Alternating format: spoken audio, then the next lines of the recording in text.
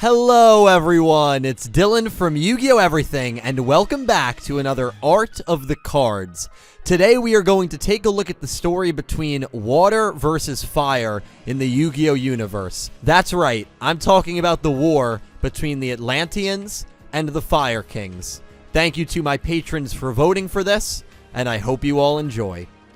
Our story begins with the Atlanteans. The tyrannical ruler of the Atlanteans is Poseidra, the Atlantean dragon. Poseidra leads the Atlantean army with the goal of expanding and conquering the entire ocean. The Atlanteans have an endless greed that rivals many real-world groups in the past. The desire of gaining as much land as possible is a commonly shared goal among many different groups, and the Atlanteans are no different. As they begin their expansion, destroying any group that dare stand in their way, they decide that they want to expand their underwater empire to land. The Atlanteans had conquered most of the Southern Sea, and they set their target on the Fire Kings. The Atlanteans and the Fire Kings are bitter, longtime rivals, which further symbolizes the water versus fire theme. Poseidra was aware that battling on land may be more difficult than the watery battlefield his army was used to. However, Poseidra understood that the Atlanteans had a massive advantage over the Fire Kings.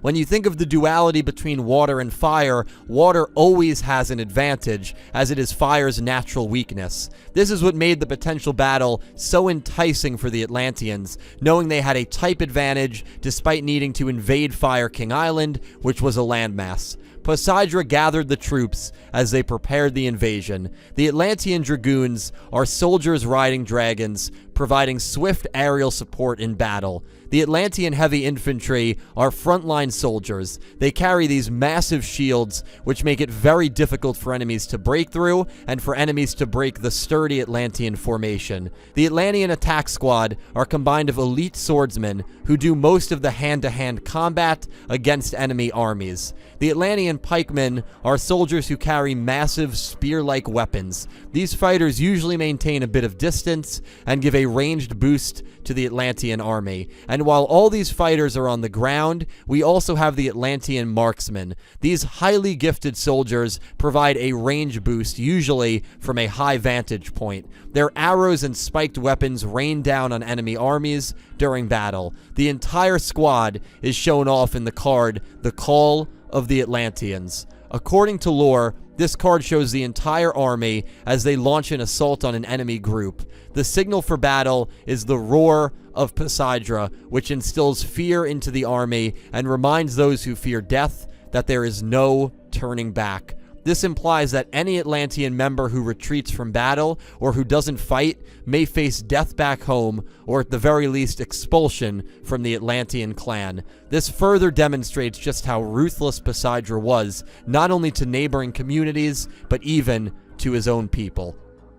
As the Atlanteans were preparing to invade Fire King Island, the members of the island were living in peace. They protect a lone island which has a volcano that serves as their sanctuary. When the Fire Kings engage in battle, their bodies burn up, but they reincarnate within those flames. Therefore, they manage to keep battling over and over and over again without ever truly being defeated. Imagine if we, as humans, had the ability of reincarnation, just how powerful that ability would be. If a specific community or nation could be reborn the second they die, they would literally never be able to be defeated. This perk made the Fire Kings such fearsome foes in battle. It's an army that is literally infinite, and it is led by a divine bird known as Fire King High Avatar Garanix. This bird has the most intense flames of the Fire Kings, who is able to create a literal sea of flames which can immediately scorch any intruder who dare step foot onto the island. The guardians who serve right below the High Avatar are Barong, Yaksha, and Kiran. It is very important to reiterate that all of these guardians have the ability of reincarnation, becoming a new Fire King if they are defeated in battle. Remember we spoke about the advantage the Atlanteans have because of water trumping fire? Well, this reincarnation aspect obviously makes it incredibly foolish for any group to invade the Fire King sanctuary. We have to assume Poseidra had no idea that the Fire Kings possessed such an overpowered ability. Power-hungry leaders always seem to make bad decisions driven by greed at one point or another, and so Poseidra leads his Atlantean army onto the island, preparing for battle. There is actually another important piece of lore that we need to discuss before analyzing what happened in the first main fight. Enter Spiral Serpent and Phantasm Spiral Dragon, a massive worm monster who has caused chaos in his own right throughout the high seas.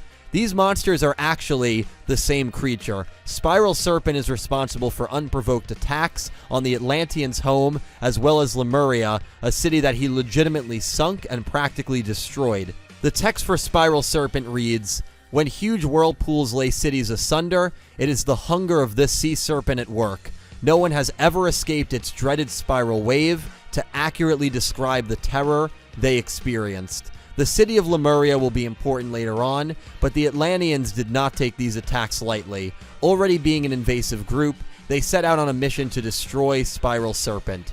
The Atlanteans actually succeeded and drove Spiral Serpent to death's doorstep. However, Spiral Serpent would be able to be reborn thanks to an unknown power which might be shown off in the trap, Phantasm Spiral Power. This transforms Spiral Serpent into an even greater, more powerful, destructive force, Phantasm Spiral Dragon. The text of Phantasm Spiral Dragon reads, "A ferocious serpent that was being hunted by Atlanteans. Battle-weary and ragged, it came upon an ancient light and gained new strength for its battle. With its increased power, it launched an invasion of enemy territory with a renewed assault." With this new power, we see Phantasm Spiral Dragon toy with the Atlantean soldiers in the trap card Phantasm Spiral Grip. With the new threat of Phantasm Spiral Dragon looming, the Atlanteans were certainly not short on enemies. However, their goal of land expansion was still the main priority, and so Poseidra leads his Atlantean army onto Fire King Island, which is shown on the artwork, High Tide on Fire Island. As the battle begins, we see Garanix glow golden, which is a beautiful sight to see. A better view of this Fire King god can be seen in the spell card Onslaught of the Fire Kings. As Garanix and Poseidra lead their armies against each other, an old friend decides to join the battle. While these two titans were clashing, we can see in the trap card Phantasm Spiral Assault that Phantasm Spiral Dragon is approaching the island.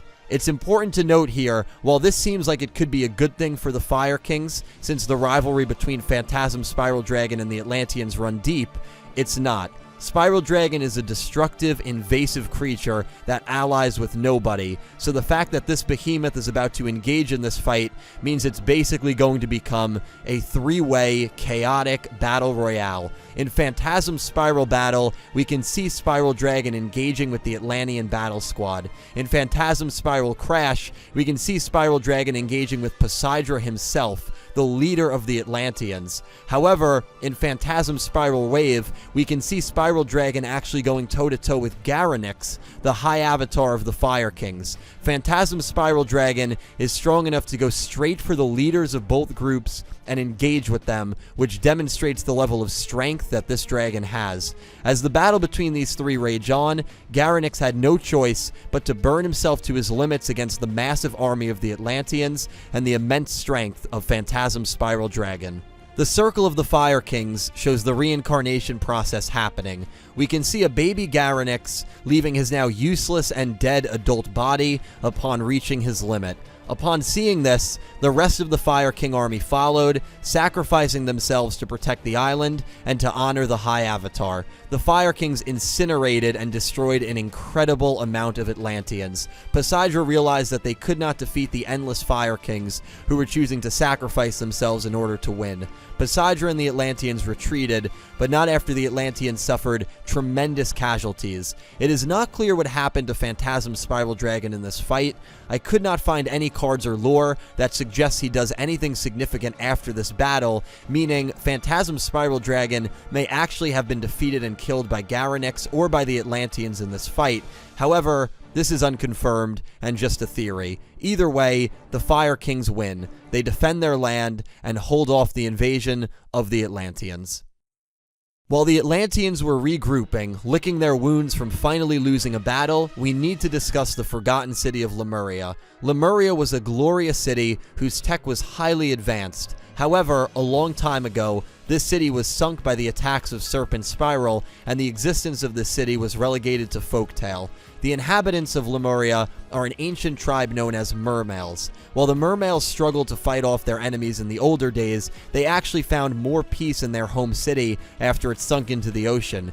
Invaders and new threats didn't really believe in the location being real, and so they found a great amount of calm and peace in the underwater city. While the mermale have lived in isolation, the amount of technology and advances they have been able to make have been very impressive. The mermale have fearsome powers, and combined with the advanced technology, it makes them one of the most dangerous groups in the sea. However, the mermales do not believe in fighting. If fighting becomes necessary, they will use their mana-infused armor and advanced weaponry to take on their enemies with unmatched power. We can see some of the guard members wearing this awesome armor and donning these beautiful weapons in the artwork of Abyss Balin, Abysstius, and Abyssalide. You can see how giant and stoic these sea creatures look. Truly not a tribe you want to mess with. Even looking at a creature like Abyssdine gives us a great insight into the power these creatures possess without weapons. The trap card Abyss Scorn shows this cute, innocent-looking mermale become vicious and incredibly intimidating.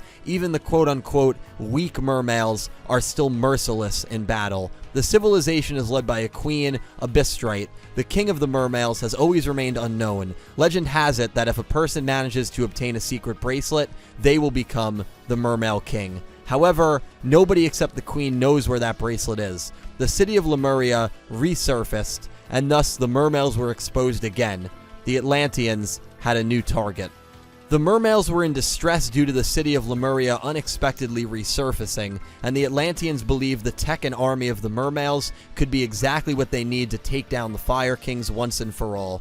The Atlanteans brutally invaded Lemuria and overwhelmed the mermales. During the battle, Poseidra discovered the location of the legendary bracelet. The gaining of the bracelet is seen in the card Abyss Squall. Thanks to the bracelet's immense power, the Atlanteans were able to rob the Fire Kings of their power, meaning the Fire Kings could no longer reincarnate themselves. The ability that made them literally invincible was stripped away, allowing the Atlanteans to rule with an iron fist. Poseidra declared that anyone who disobeyed the Atlanteans were to be reduced to bubbles in the ocean. This is seen in the card artwork for Abyssphere. We see Abyssline, one of the residents of the mermale civilization, suffering in a bubble in the ocean.